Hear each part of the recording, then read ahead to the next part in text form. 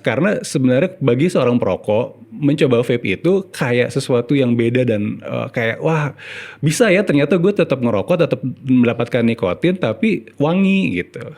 Kok bisa ya tetap rasanya enak gitu. Dan itu rasanya memang lebih nyaman. Tetapi ini kayak bom waktu sebenarnya. Karena beberapa studi aja, kita ngomongin kanker deh, dari vape ke kanker ya.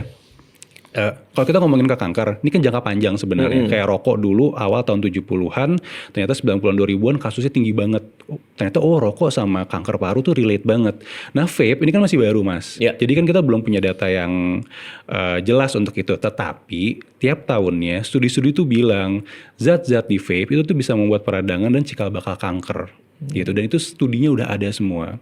Nah studi-studi itu tuh suka banget dibantah sama vapers.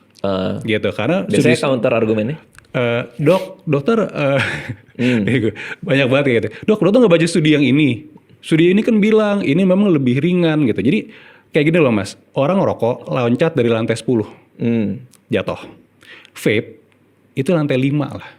Atau sekarang ada yang heated tobacco yang kayak rokok tapi dipanasin pakai mesin. Gak tahu ya. Jadi ini bisa juga dihisap di ruang indoor.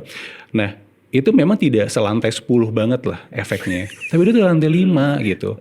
Kenapa sih harus milih lantai 5? Kenapa sih nggak kita napak aja gitu. Nah jadi kenapa? Karena memang nikotin ini dahsyat banget sih mas. Itu tuh yang benar-benar ngerusak menurutku generasi bangsa ya. Karena studi-studi udah bilang vape usia muda itu mengganggu perkembangan otak. Menjadi anak susah fokus, menjadi anak susah belajar. Itu yang ngisap atau yang di sekitarnya? Yang ngisap. Tetapi balik lagi, vape dan rokok itu kan ada second hand smoker atau perokok pasif atau bahkan third hand smoker.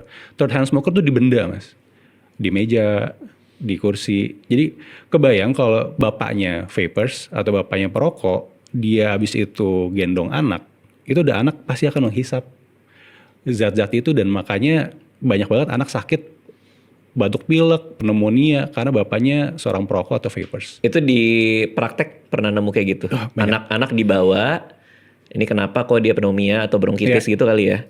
Bapaknya tanya ngerokok nggak? Karena biasanya itu anak itu, bapaknya ngerokok nggak? Itu kayak ada pertanyaan wajib. Bapaknya ngerokok nggak di dalam rumah? Bapaknya nge-vape nggak di dalam rumah? Karena si zat-zat itu tuh nempel semua di benda.